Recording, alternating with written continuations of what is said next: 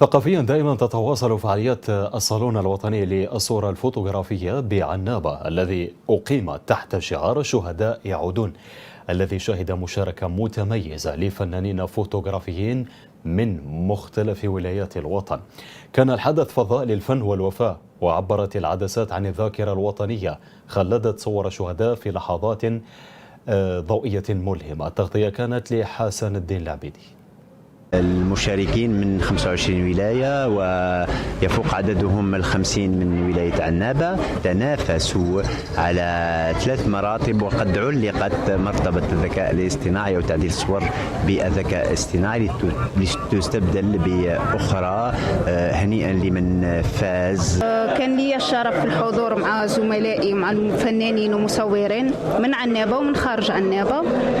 فات صالون هايل، كان تنظيم رائع، الله يبارك. اليوم لنا في الصالون الوطني للصورة الفوتوغرافية لولاية عنابة الشهداء يعودون. اللهم لك الحمد ولك الشكر، ربحت بالمرتبة الأولى وطنيا.